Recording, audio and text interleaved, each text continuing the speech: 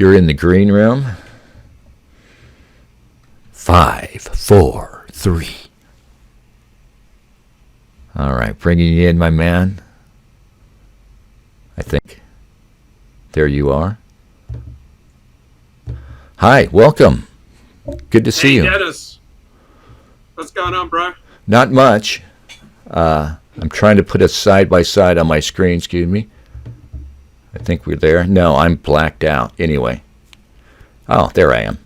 Hey, man. Looking good. How are you? Thank you. Thank you. Side by side on your computer screen board. Yeah. Ebony and ivory. What are you drinking there? It's quite a dose. So good. It's a blueberry smoothie. So it's frozen blueberries, some chocolate almond milk, and some vanilla protein powder. Sounds awesome. Yeah, I've been thinking I need to get into smoothies for trying to eat better. Yeah. I don't know how healthy it is, but it's so good. Makes me happy. How are things in LA? Oh, pretty good because I focus on what's good. So, I mean, there are homeless, there's crime, drugs, all sorts of problems. But I mainly live in and around Beverly Hills. Life is pretty good, so I just focus on what's good. So there are problems, but I walk the streets of LA, Beverly Hills for an hour and a half every day, and very pleasant. Almost everyone I interact with is quite pleasant. So your neighborhood is resilient, isn't it? It's always been a great place where you're at. Yeah, I think that's part of it, but frankly, I think I'm resilient. So I just choose to focus on what's good, wherever I am. Like I'm not really on board with the transgender movement, but if I were working with transgender people, I try to make the best of it. I want to get along with everybody to the best extent possible. So, yeah, that's great. So you're telling me none of your... We go. Yeah. I see you now. Yeah, scary. So you're telling me none of your doomer crap, Dennis. Dennis is trying to bait me into talking about how screwed up things are. Let me just challenge you to make the show interesting. Don't do that. And let me just give you this fundamental challenge. Dennis, this is just something I pick up, and I could be completely wrong. But whenever things are going to hell, you seem to have a psychology that your first impulse is we're doomed. And then you'll try to talk yourself out of it and go, well, maybe there is some hope. But no matter what's happening, if it's bad, it seems like that's just my outside perspective. Tell me I'm completely wrong. But there seems to be an impulse in you that very quickly goes to we're doomed. What do you think? Am I off base? Is there something to it? No, there's something to it. I'm a fatalist, somewhat. Yeah. Yeah. Sure.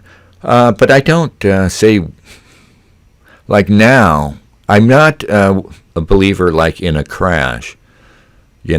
I think that what I don't like is the idea that where we're going is going to keep in this trend, and not that things are going to fall apart as much as they're just going to keep going as they are. But that's my fatalist side, I'll say, but yeah, I'm guilty of that, definitely. Now, what's your genetic heritage? German and Dutch, Catholic on the German side, yeah. Okay, so I don't think that's necessarily. I'm not the world's expert on German and Dutch. I don't think that's necessarily. Is that something rooted in your childhood? So, for example, I've also had that impulse. When people saw me at age 5, they thought I looked and sounded like a Holocaust survivor. At age 5, what? age 6, age 7, I was that angry and weird and alienated from everyone. And I just remember for vast swaths of my life, my attitude was just basically, effort, there's no hope. So for decades I had that impulse, and I still have it. I It don't still see comes up for that. me. I don't It see still comes that in up for me you. with technology. Like sometimes when I struggle with technology, I'm just like, effort. There's just no point, no hope. Mm. So I think I can talk about this. I think I can talk about what I observe in you because it resonates with me. It's just that in different situations, it's stronger with me than in other situations. So, like if Yeah. I have money in the bank, I'm less susceptible to this because if I have a technology problem, I'll hire someone, or I'll buy new technology.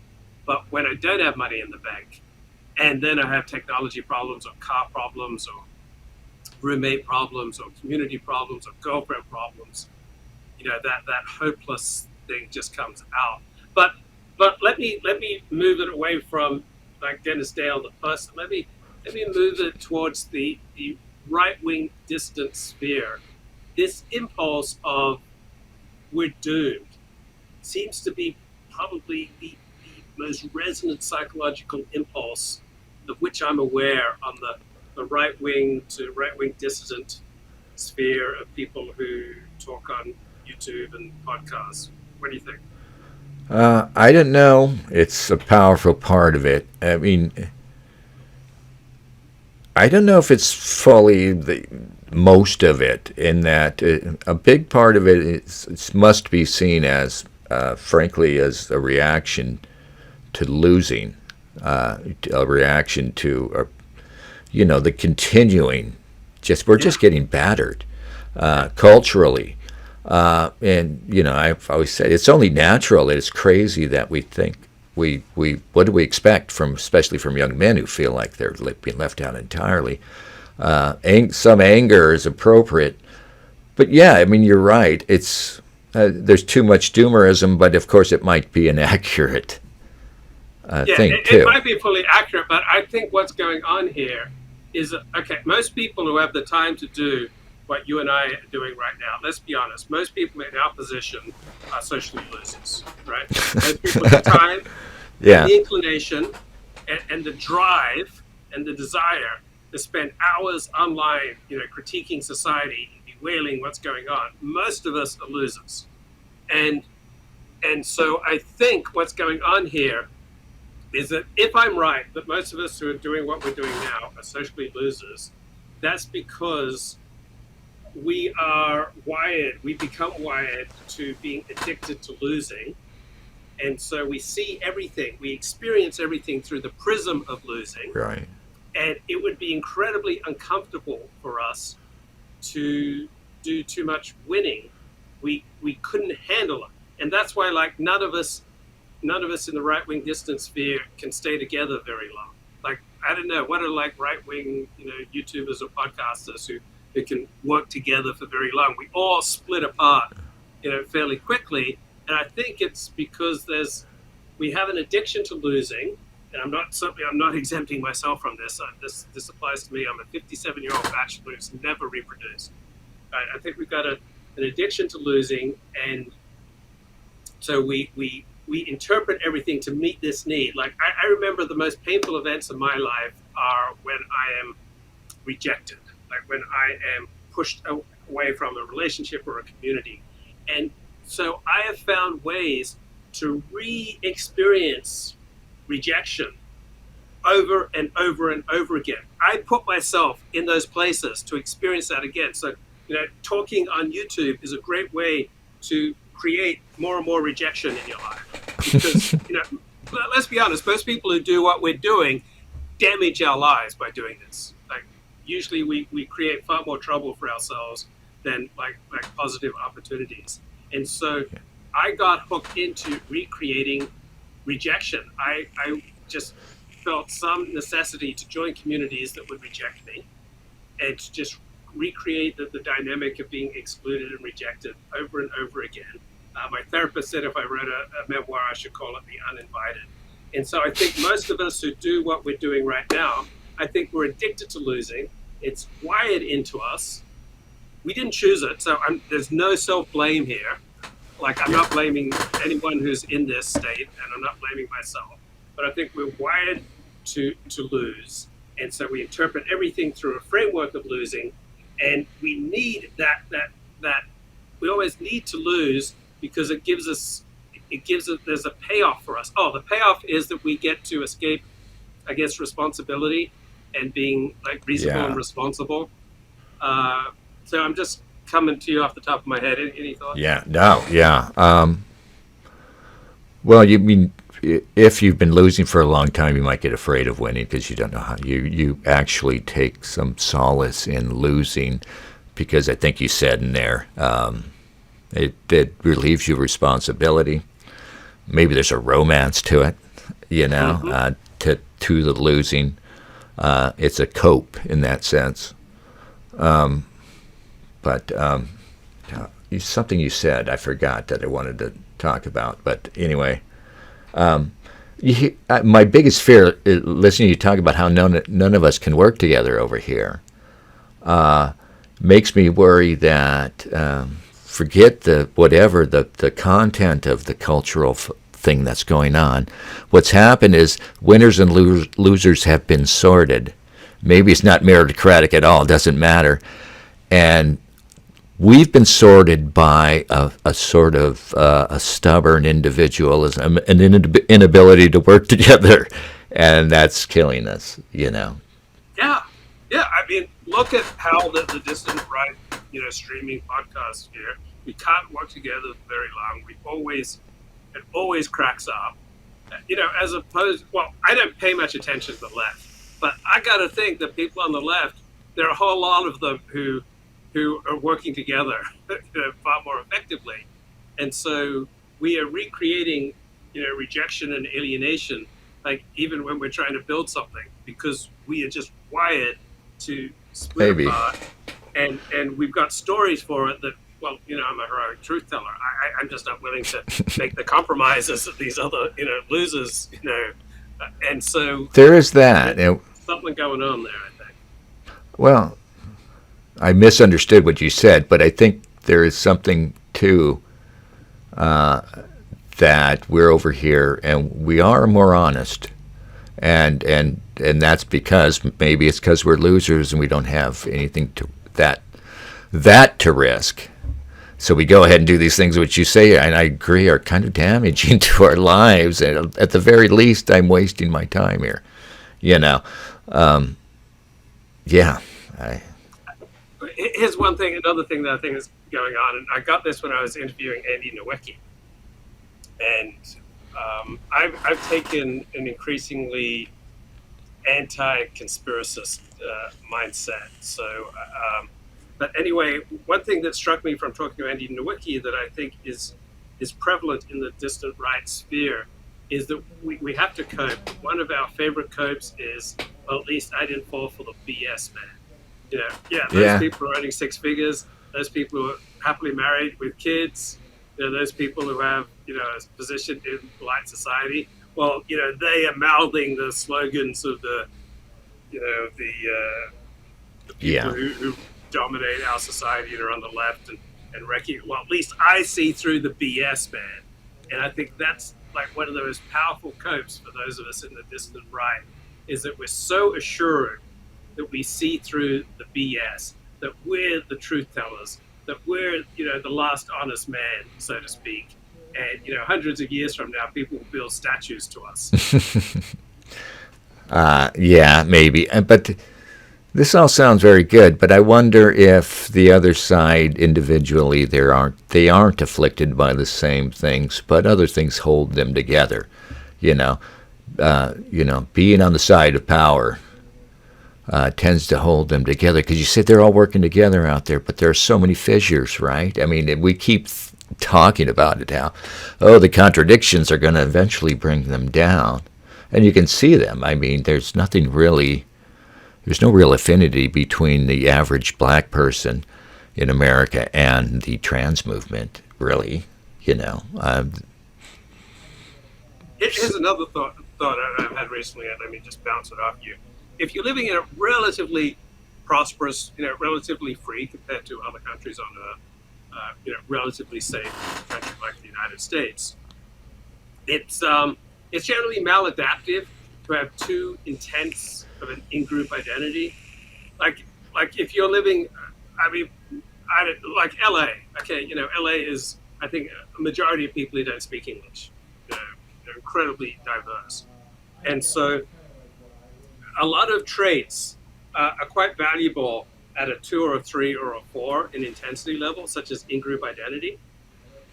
But if you walk around with let's say you have an in-group identity operating at an 8 out of 10, right? And you go to work and you basically have no interest, aside from the purely pragmatic, in anyone outside your in-group.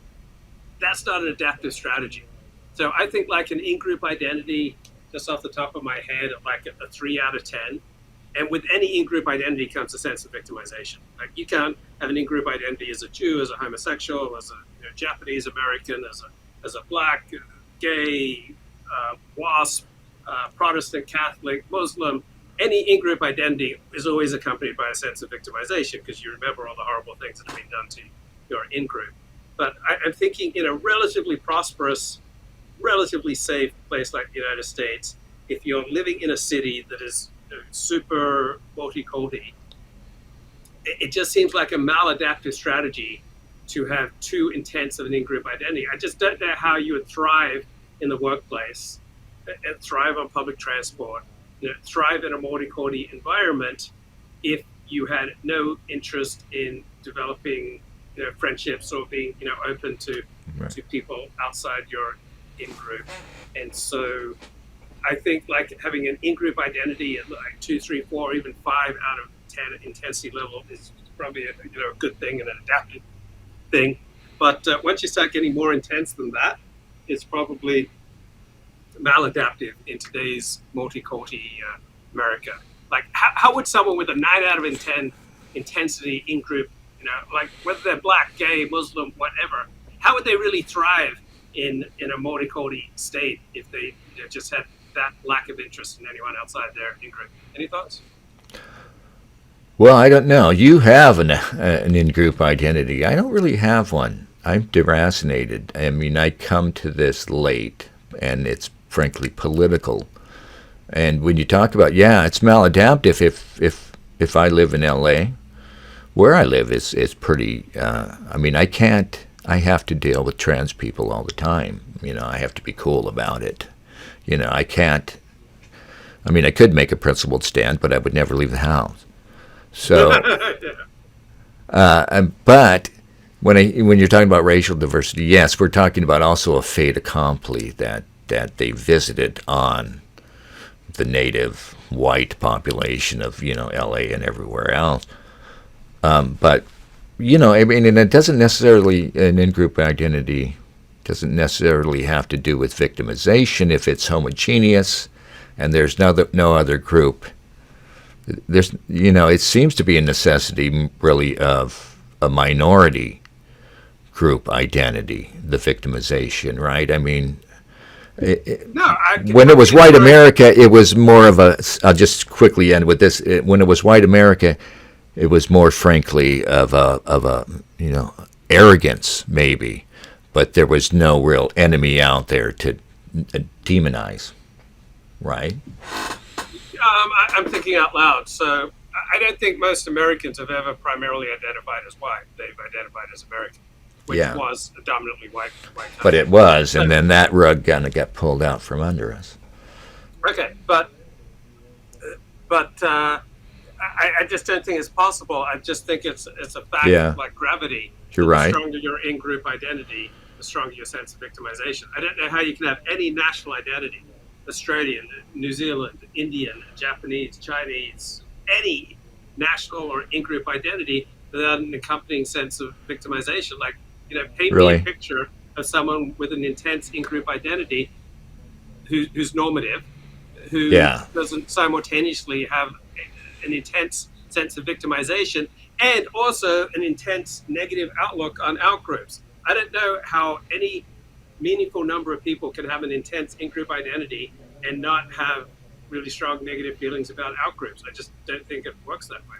Yeah, but it's trouble for any group if you're the ones who are the least in-group identified, right? And that's kind of what we are in America. It's kind of official policy that there's this one group, the white, former white, non-Jewish white majority, which is shrinking, for whom it's considered, just the worst thing in the world, and for everybody else, it's encouraged. Yeah, no, I mean, But white was never a primary American identity.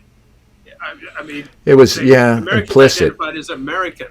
Maybe it was implicit. It was taken for granted. But how many people wrote about how proud I am as a white man? Like that's not normative American speech. right?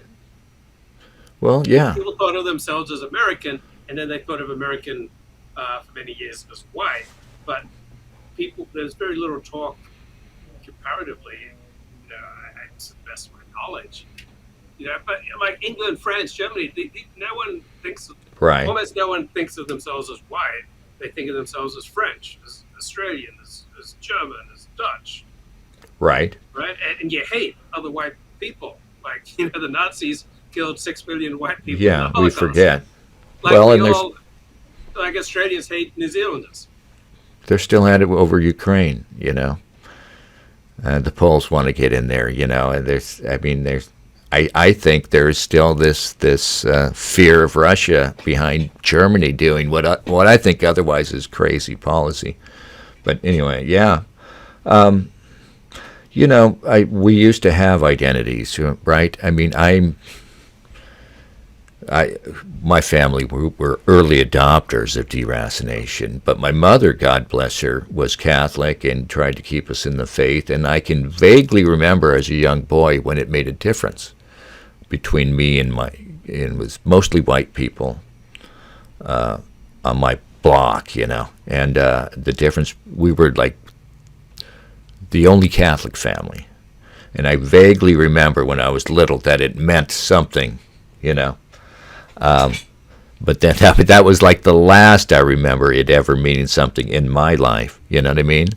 And my process was really kind of shamefully about just leaving that behind. Like I instantly lapsed out of Catholicism and didn't look back. But I mean, is it really shameful? Like, let's say you become a doctor. That would be your primary in-group identity. You'd feel more in common with doctors in France and Holland than with fellow Americans. And I don't see that that's necessarily a bad thing. Well, that should be a limited thing. That's a profession, right? It's not a... But professions for many people become their primary identity. Like men, in particular, get much of their meaning in life from their Definitely, profession. Yeah. Like, let's say that you established a six-figure professional income as a writer. That would be your overwhelming in-group identity. And you would enjoy hanging out with other, well-paid writers, whether they were from Japan or Holland or Germany, and you wouldn't really be that much interested in hanging out with people who weren't writers. I mean, I spent much of my life just hanging out with writers. Really? Like, that was absolutely intoxicating to me. From 2002 to 2007, my social life, 90% of it was just hanging out with writers. And if I could have sustained that, I would not have shifted from that. I mean, that was just fantastic. Were they good company? Yeah, writers are so smart. They're such great company. It was wonderful. It was intoxicating. So yeah. So I mean, I think there are many wonderful forms of in-group identity. It doesn't have to just be religion or ethnicity. It can also be profession or hobbies. Like if you love fine art photography. Like let's say you devote most of your spare time to fine art photography. As an in-group identity, I think that could be very fulfilling. Yeah, but it's not complete. There needs to be a base. You have one. Well, yeah. I mean, the Jewish thing is big, but the base needs to be family.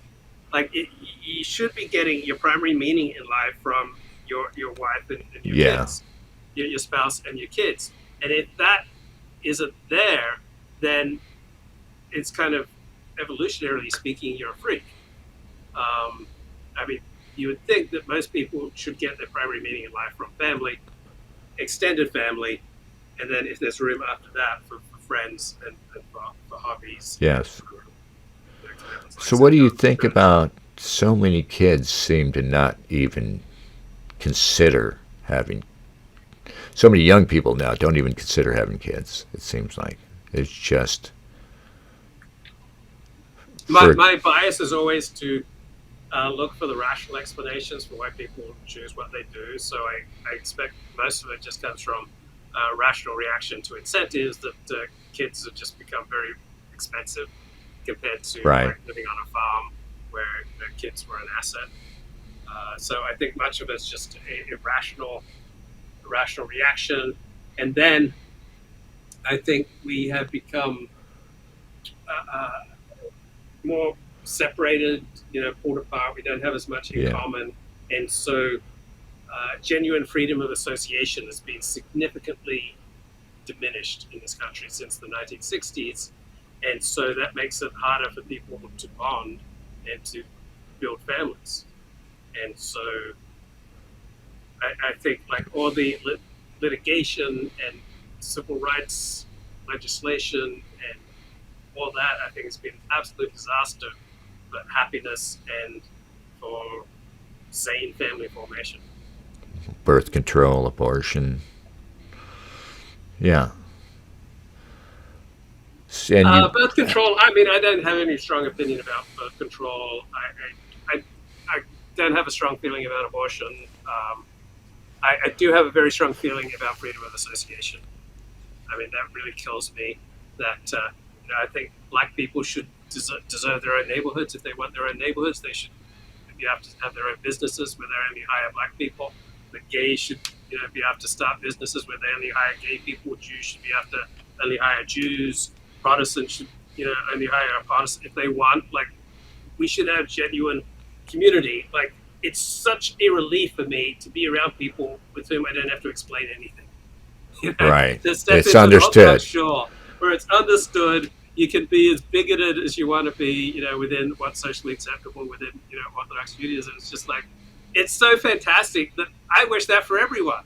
Like, I wish that for every single group that you should have safe spaces to be as bigoted. Right. Because this is the other thing that struck me recently. I've been around some really intelligent, wonderful, gracious left-wing people, and I noted how even they have this tremendously human need to dismiss vast swaths of humanity as rubbish. Like I think it's just written into how human beings operate that the complexity of people is just too much to deal with, and Yes. so we just automatically wired to dismiss most of humanity. So when I grew up in Australia, anyone who was in Australia was trash. When I live in Los Angeles, we may think of everyone who lives east of Robertson Boulevard as trash. But even left wing people, like the most liberal left wing, non-racist people, they still are susceptible to that human need to dismiss vast swaths of humanity as absolute rubbish. So traditionally inclined people may do it on the basis of religion and ethnicity. Other people on the basis of class and geography, but like humanity is just way too complicated for us. We're just kind of wired to dismiss everyone who's different, and we can take breaks for that at times if we're lucky and we're blessed. But I think everyone's just better off having safe space, just be with who they want to be with, and then be bigoted in your in group there about all the losers outside of your in group. I just think that's how we're wired. Yeah. I don't know. Are you ever in a group where it's like you're among white people? And I mean, because they've taken that away from white people. We have no haven. So even in your any group, like you go to shul, the guy could be a stranger to you. You've never seen him before, but all those things that are understood, and like you said, and things that were supposedly bigoted or whatever, are understood, within reason. There's nothing like that for the random white person in America. I know almost nobody who enjoy white people who just enjoy hanging out with white people. I mean, you'd want to hang out with white people who have a certain set of values or things that you have in common. Like, first of all, if you got a 120 Yeah. IQ, you literally can't hang out with someone below a 95 IQ. It will just drive you Oh, I've done it. nuts. You can. It's very It's few people taxing, will do but that. yeah. Who would do that voluntarily? It's Yeah. it's an awful experience. So I mean, you really can only But hang out here's what's with happening in approximate America. level of IQ. Yeah, I think though with those high IQ people who are good liberals, good people, they get together, but they're confronted with things that, come on, that we know are outrageous. BLM, the trans movement, these things are objectively insane, and they're over there on the right side of things, supposed to accept it. And I'm thinking that these things are hitting them, and those poor bastards can't speak honestly among themselves about their doubts. And I don't think you can be that intelligent and not have some doubts, right? But nobody can speak honestly. You think you can speak honestly in Orthodox Judaism about doubts about the fundamentals of Orthodox Judaism? Nobody can speak honestly Yeah. about their doubts and their Well, ignorance. Like any tie, like to the extent that you and I have a tie, we are blinded by that. You can't have ties. You can't be bound to people. You can't be part of an in-group without being blind. And well, no, your you can't be ties. part of an in-group without having all sorts of things that you can't, publicly question. Well, that's I the mean, thing. that's You just the say nature of human organization. that's the thing. That's what's wrong with what's happening now, though. At least like in in Orthodox Judaism, you can't criticize too much Orthodox Judaism. So for these poor bastards, these good people making good money with families, that's their Orthodox Judaism. The whole fucking the whole bundle of bullshit that we call woke, whatever, trans movement, BLM, etc. That isn't any more BS than many of the things that we believe in. Like, we all have a hero system. Like, I'm Sure. not down with Black Lives Matter. I'm not down with the trans movement. But I am, keenly aware of my own BS. I believe, all sorts of just completely irrational, nonsensical things, like particularly about my own abilities and powers that are just, radically and directly not there. So, I mean, I can't get. You on can my do high anything. horse. I can't get on my high horse about other people, having a hero system. We're all sustained by things Yeah. that are irrational and delusional. So, like, Well- how am I just can't get on my high horse against other people who have their own irrationalities and delusions. Well, we live under a time when there's a dispensation. The powerful is akin to a religion. And I want to look to the prophets who are saying that it's full of shit. We need an Isaiah to reprimand this whole system. That's what we need. Right, and there's never been a time when we haven't lived under dispensation. There have always been obvious truths that you could not say out loud. Like, Yeah, and we got the wrong there's one. always- I'm not arguing against that. I'm saying we've got a bad one. We've got a bad one. We've lost our way, And if I knew some good Old Testament scripture, I'd quote it. But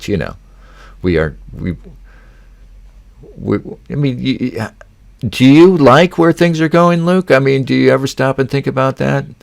I mean, Yeah, I stop and think about it all the time. But number one, I think there's just like way too many variables to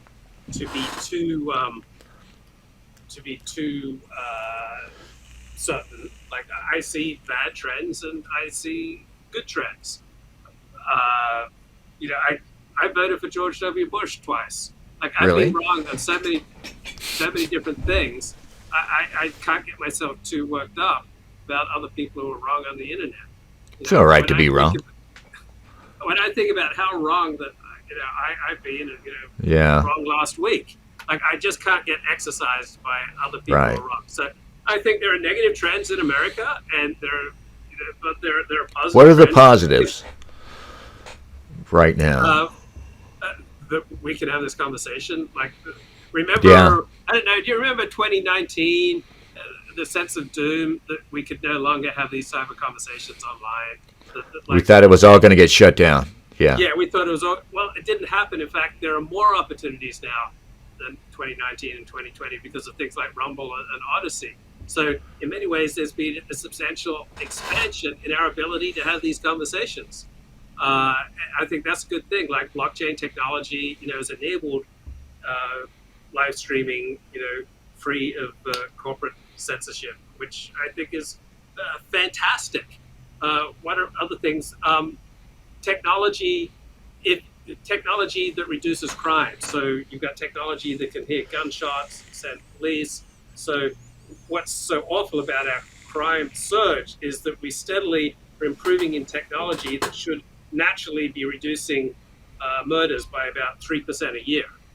So we're improving in crime fighting technology. We're improving in medical technology. Uh, what are so I think anything that's Twitter. unsustainable will not sustain itself. So I don't think the trans movement is sustainable, and I think there's a pretty substantial backlash. For the first time, it seems to me the people on the right are not losing the culture war. Yeah, They're losing it maybe. in some ways, but there's like a substantial blowback. Whenever I hear the term woke, 95% of the time, out in the world, not in right wing spheres, out in the world, it's used as a derogatory term. Really. Like there is a substantial backlash against woke. I'm talking among gay, black, Latino, they don't have a lot of uh, positive regard for woke. There's an HBO show called Industry about bankers, and many of the really gay show, like really non-white show, but consistently the black gay characters are the most fascist, not friendly, Yeah. just kind of hilarious. But anything that can't sustain itself won't, and Yes. so I think there's a substantial backlash going against woke for the first time in my lifetime. There's a chance that Republicans will turn the tide, and the conservatives will turn the tide in the culture wars, which I think is fantastic. I mean, I think Ron DeSantis seems to have been a very effective Republican governor of Florida.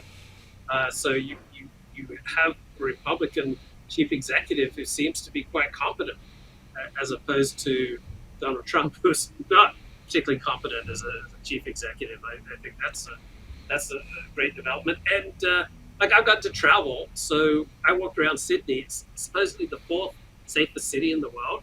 There's virtually no crime in Sydney. You could leave your computer, laptop on the beach, go for a swim, come back an hour later, it's still there. And Sydney's a very diverse city. It doesn't have certain types of diversity in high numbers, but Sydney's an incredibly diverse city that's incredibly safe. The utter absence of the feeling of menace during my last 3 months in Australia, I mean, that was heartening. For all Australia's problems, there was just no sense of menace that I experienced, that I saw during my time there. I see LA pushing back against the homeless problem. Like people on the left don't like rising crime rates. People on the left don't like homelessness, and so they're trying all sorts of different things. And in my 3 months away, I saw a substantial improvement in LA's homeless problem. And so I think, I think there are good things going on as well as that. Twitter, right? Are you Twitter. Yeah, I didn't even encouraged think by of it. that? Yeah. Yeah, Yeah. It's funny to think how impactful it is. I mean, without that one platform, um, there would be a lot less you could say. I mean, I've had no problem saying anything I want on Rumble. really. Yeah, I I wish mean that's amazing. I wish that would take off. I wish Rumble or one of these other things would take off. Um, you know. Well, I consistently get more views to my videos, both live and recorded on Rumble than I do on YouTube. I'll have to try it out. Yeah, I mean, Yeah. I'll consistently get 24 hours after I post a video on Rumble, I will consistently have 2 to 3 times. Well, sometimes, half the time I'll have 2 to 3 times as many views on Rumble as I do on YouTube. Still doing streams? Still, Yeah, only when I want. I don't do it as a compulsion. Like I'll take a week off when I got something to say. I I don't want to. I don't want to repeat things that are said by 1,000 other right. people. So when I feel like I have something to say, so I guess one thing that I'm on is I just find right wing punditry and right wing thought is just so stupid and Really? gay. Yeah. So it's not that I become left. It's just that I just find from Fox News to Tucker Carlson to right wing talk. I just find it so stupid and moronic that will get me exercised enough to want to do a live stream about how stupid it is. So, I mean, I think you have to take a basis of wisdom is that different groups have different gifts, and if you don't accept such a basic axiom, you end up just in the most idiotic places. And the conservative mainstream does not accept that different people have different gifts, and so their commentary on current events just tends to be they're really moronic. Like I think, with regard to COVID, I think the conservatives and the right were really awful. Really? I think that the people who were in charge during COVID did the best they could. They made some Really? mistakes, but overall, I thought we did a pretty damn good job. I think our elites did a pretty damn good job. So I think conservatives were awful with regard to COVID. I think their attempts to establish the case for voter fraud costing Donald Trump the 2020 election were just pathetic. They were awful. Right. Well, like Trump's I'm efforts open to were. someone making that case, but every attempt to do so was just piss poor. Yeah. And I'd say to the ones who are making it when I'd have debates, if you could make this case, you'd go down as a hero of the American Republic. You'd earn millions of dollars a year. You could sleep with an unlimited number of gorgeous women. Like it's so if you could simply make the case, If they didn't kill you. that rationally no one's going to kill you. I'm kidding. You could make a rational empirical case that the voter fraud cost Donald Trump the 2020 election. You would be a hero of the Republic. Well. Your life would be set. But none of them can bother like rationally and empirically building a case. And every time they attempt to do so, I'm just so disgusted by the 50 different holes in it that. So I guess I get ticked off at the very low quality of a lot of right wing thought and commentary, and so I talk about how stupid it is a lot. Still out to make friends, are you? Yeah, I'm still out to make friends. Yeah, that's Yeah, all right. I'd rather say like I guess I may share this with you. Yeah, in the final analysis, I'd rather say what I believe to be true. And, Yes. Sacrifice almost everything for that. For all your And I talk. think, There is something to be said for us over here having a bit of honesty, especially for you personally, though. I think you've always been, I've seen that in you, is that you want to get out the truth, I think. Yeah.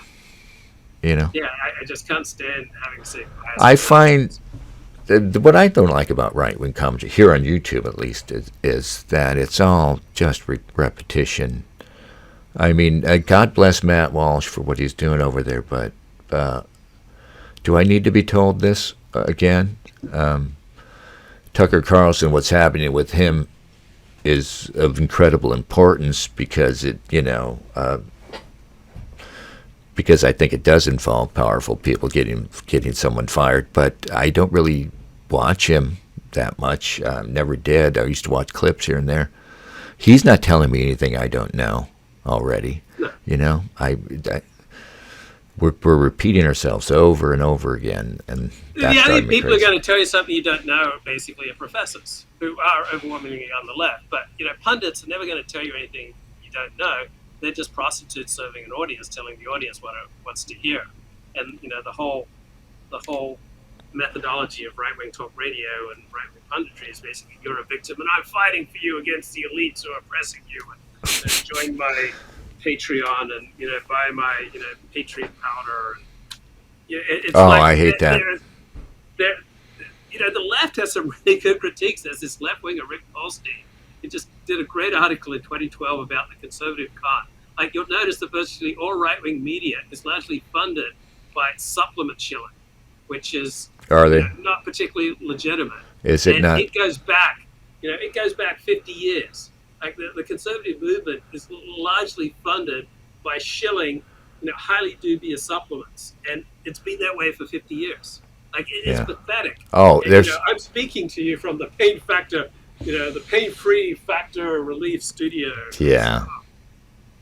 There's a thing they were selling on it.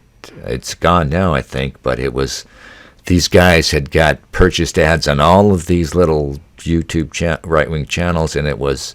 You've probably seen this. You supposedly buy yourself a lordship in Scotland, and they claim to be selling you like a little yard of dirt, but they're not even doing that. They send you a certificate, and you're a lord. Yeah. Yeah, I mean, it's depressing how moronic the intellectual caliber of right-wing discourse is, how moronic the funding for right-wing discourse is, and I'm still right-wing, but I still largely agree with many of their tendencies, but the reasoning and the sophistry that's just disgusting. Well, there's still good pundits out there on the right? I think Steve Sailer. I have no objection to anything Steve Sailer's said. Charles Murray on genetics as opposed to politics. I think Charles Murray is often great. Richard Hanania. Christopher Caldwell, The Age of Entitlement. That book is wonderful. Yeah. Wow. Like I will buy a subscription to any place that publishes Christopher Caldwell. Like I regularly subscribe to publications just to read a Christopher Caldwell column. Yeah. Well, I gotta run. It's great talking to you. Listen to this again. How dare you? All right, man. Good to see you. Yeah, right. Good to see you. See you. Right on. I think he saw that dumb look on my face when I was drawing a blank and I was trying to think of something to say, and then on the moment he said, "I gotta run." Don't work with pros, man. They'll hard out on you every time. All right, that was Luke Ford. I did not debate Luke on a lot of points there that I don't agree with. Rather just let people talk, say their piece. He's a good man. I owe him an awful lot. Anyway, thank you, Luke. Next time we'll try to get KMG. Get that old curmudgeon, the other half of the duo. We'll pretend that Luke dished on him and say, "You going to come in and respond? Are you going to let that stand? These charges?" Yeah. We're a perfect 10. We're going to stop on that. All right. Yeah, I'm going to shut her down and go make dinner. All right, that was okay. The show kind of turned into an interview, but that's good. I want people to come in here. If you know anybody who wants to come in here and chat, let them know.